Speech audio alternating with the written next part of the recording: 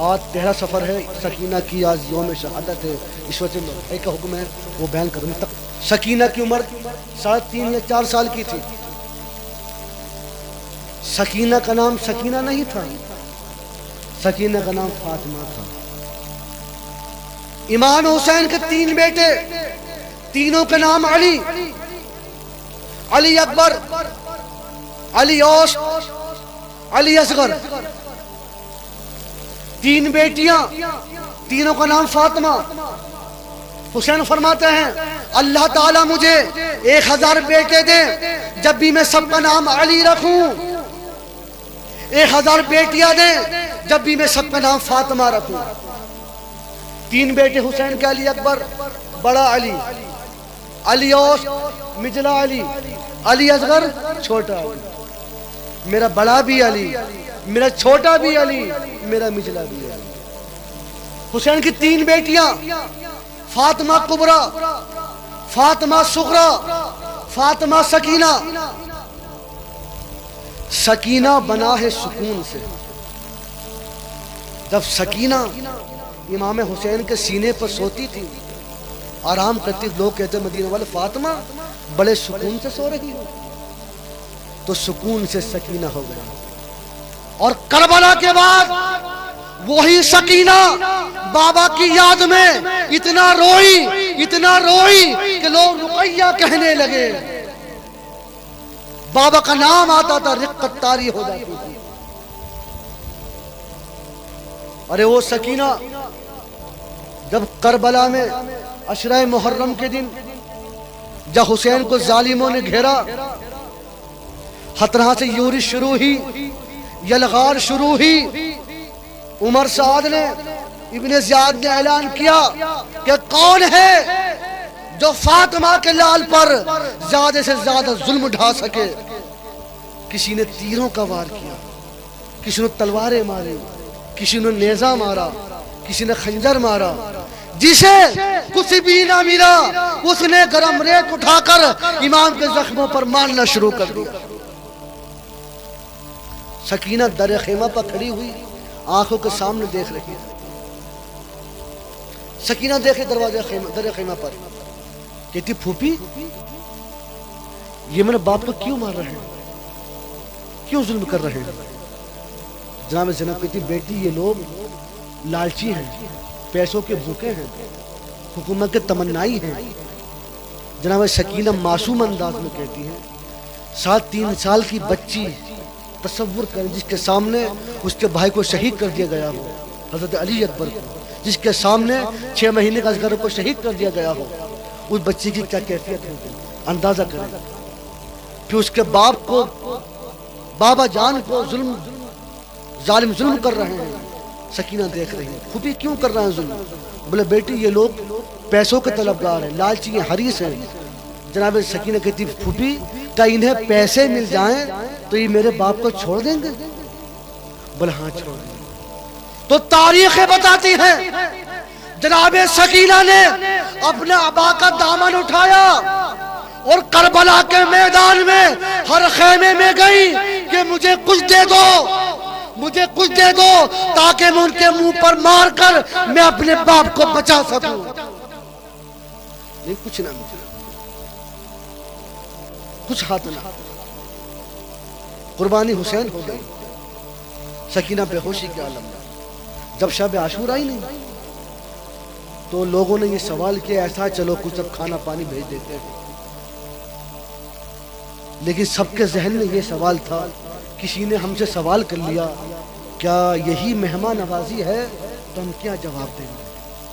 تو اس کام کے لیے جناب حر کی بیوی کو آمادہ کیا کہ تم جاؤ۔ وہ کھانا لے کر پہنچی۔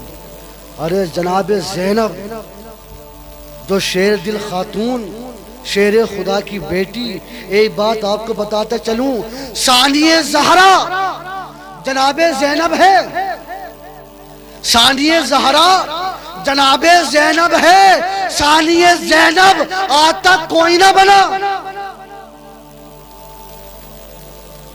اتنی قربانیاں دیکھنے کے باوجود جب شام غریبہ آئی، جناب زینب نے نیزہ اٹھایا، خیموں کی دربانی کرنے لگی، پہرا دینے لگی۔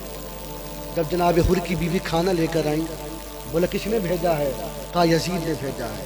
بولا اچھا۔ وہ پانی لے کر جناب زینب سکینہ کے پاس پہنچتی ہیں، سکینہ بے ہوشی کے عالم میں۔ اب ہم روزہ رکھتے ہیں صبح سے شام تک، جب شام کو افطارتے ہیں کتنی پیاس ہمیں محسوس ہوتی ہے، اور 3.5 سال کی بچی 3 دن تک جاتی ہے، اور جب پانی سامنے آ جائے کیا عالم ہوگا۔ کہتی پھوپھی کہتی بیٹی سکینہ پانی پی لو، پانی پی لو۔ جناب سکینہ کہتی چچی جان، پھوپھی جان کہ چچا عباس پانی لے آئے ہیں؟ کی کو جبھی سے بے ہوش تھی۔ فرمایا نہیں بیٹی وہ تو شہید ہو گئے۔ بولا اچھا۔ تو جناب سکینہ نے گلاس لیا پانی کا اور دوڑی چلی۔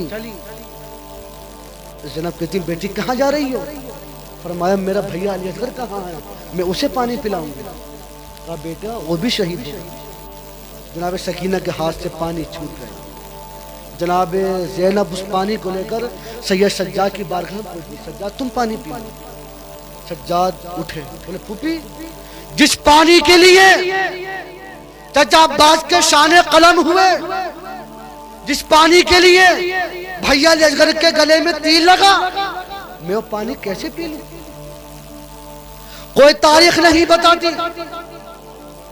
کسی اہل بیت کے فرد نے ایک بوند پانی پیا ہو، یہ لقمہ کھانا کھایا ہو۔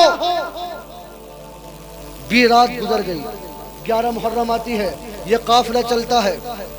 جناب زینب، مقام زینب سمجھا رہا ہوں، مقام زینب سمجھیے، وہ جناب زینب جس کے اونٹ کی مہار وقت کا امام پکڑ کر چلے، زینب کہتے۔ جب قافلہ چلا، جناب زینب نے کہا قافلہ والے رکو، ہمارے قافلے میں ایک بچہ کم ہے۔ جناب زینب میدان کارزار میں آئی، لاشوں کے انبار کو دیکھا، بہت لاشیں تھیں، 72 تو یہی تھی۔ پھر ایک ایک مجاہد نے کئی سو افراد کو قتل کیا۔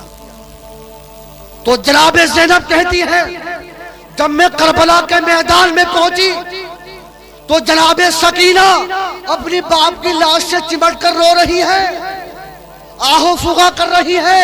جناب زینب نے گود میں لیا، فرمایا بیٹی انسان کی پہچان 2 چیزوں سے ہوتی ہے، یا تو لباس ہو یا سر ہو۔ حسین کا نہ تو لباس ہی ہے نہ سر ہی ہے، تو نے بھی باپ کی لاش کو کیسے پہچانا؟ جناب سکینہ کہتی پھوپھی جان جب میں کربلا کے میدان میں ہر طرف یا ابا کہتی ہوئی پھر رہی تھی تو ایک سربریدہ لاش سے آواز آئی، یا بنتی اللہ، اے میری بیٹی میں ادھر ہوں۔ حسین کل بھی زندہ تھے، حسین آج بھی زندہ ہے۔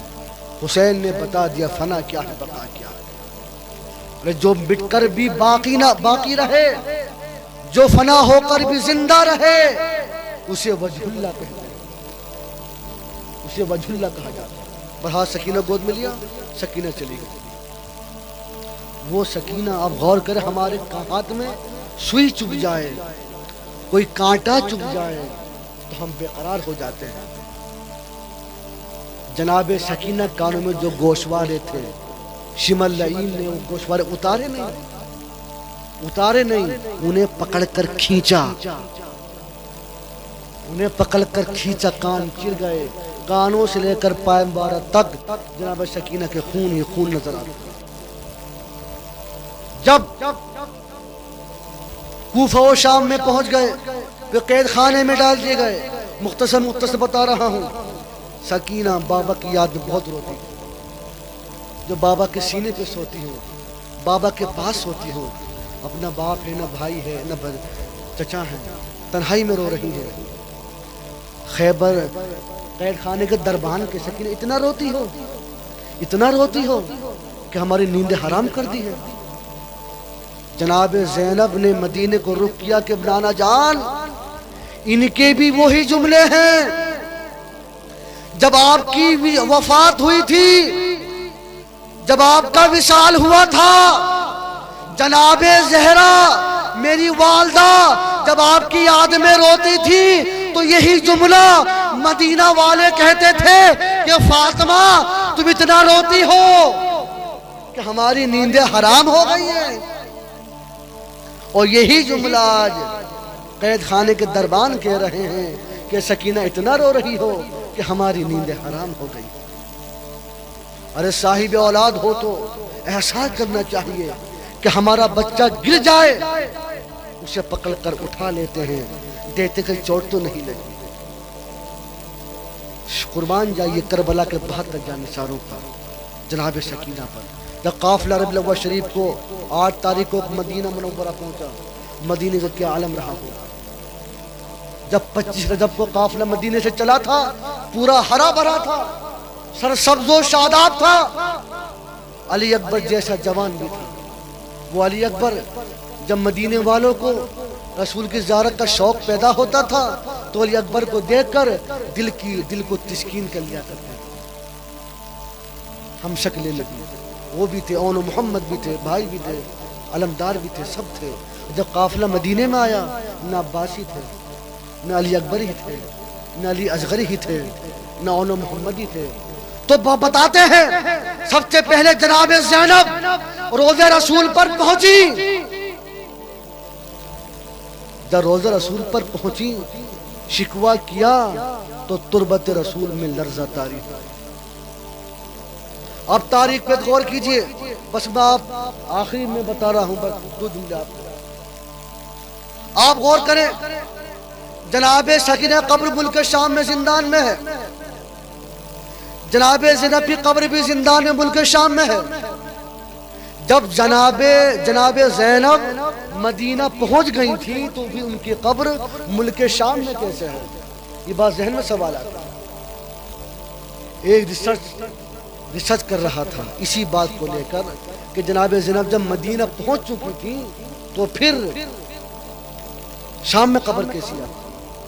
وہ سب سویا, جب رات کو سویا قسمت بیدار ہوئی, خواب میں جناب زینب کی زیارت میں فرمایا کہ واقعی میں مدینہ پہنچ گئی تھی, سکینہ زندان میں مدفون تھی ہیں, لیکن جب بھیا حسین آخری رخصت کے لیے میرے پاس آئے تو مجھ سے جملہ کہا تھا کہ میری بہن زینب, میری بیٹی سکینہ کا خیال رکھنا, سکینہ کا دھیان رکھنا.